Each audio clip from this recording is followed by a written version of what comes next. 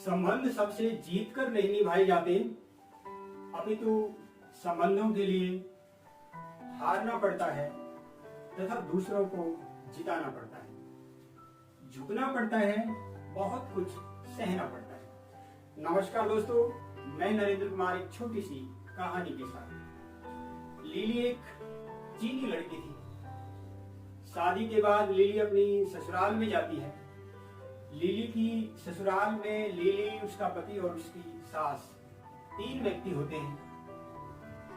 लगभग 1 महीने तक तो लिली का वैवाहिक जीवन बहुत अच्छा चलता है, परंतु लगभग 1 महीने बाद लिली को अपनी सास का रोकना टोकना, उसके काम में कमियां निकालना बिल्कुल अच्छा नहीं लगता और अपने सास के तानों से परेशान होकर अपनी सास को सबक सिखाने के लिए लिली ससुराल छोड़कर अपने मायके आ जाती है। लिली मायके में एक वैद्य के पास जाती है और वैद्य से कुछ ऐसी जड़ी बूटी देने के लिए कहती है जिससे उसकी सास को ठिकाने लगाया जा सके। वैद्य कहते हैं, बेटी, तुम्हारे पिता मेरे मित्र हैं और मैं तुम्हारी जितनी संभव हो सकेगा उतनी मदद करूंगा।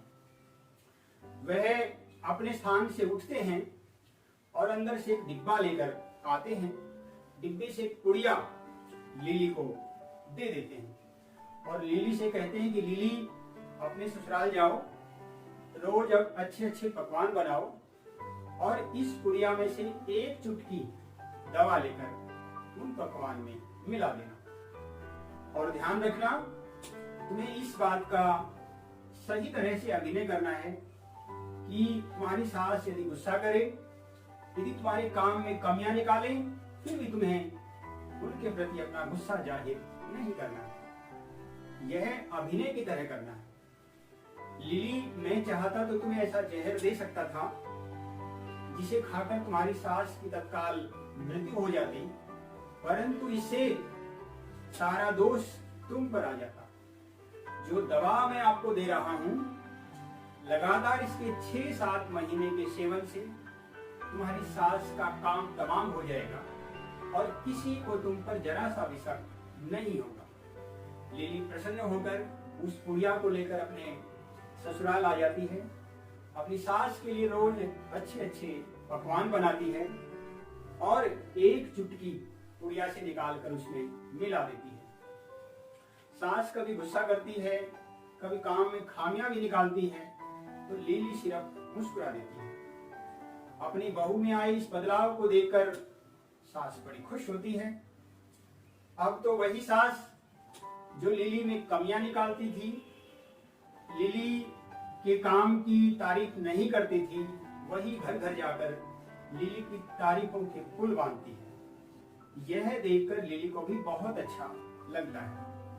अब तो लिली भी अपनी सास के प्रति अभिनय को करते करते थक गई है। अब लिली को चिंता होने लगी है कि मेरी मां समान सास को यदि मेरे द्वारा दी जा रही लगातार दवाई से कहीं इनकी मृत्यु ना हो जाए, और वह बहाना लेकर सीधी अपने मायके जाकर वैद्य के पास जाती है और रोते हुए अपना दुख उन्हें बताती है और यह भी कहती है कि मैं अपनी मां समान सास को खोना नहीं चाहती। वैद्य कहते हैं, बेटी, तुम चिंता मत करो, जिसे तुम जहर समझ रही हो वह जहर नहीं, अभी तो स्वास्थ्यवर्धक दवा थी।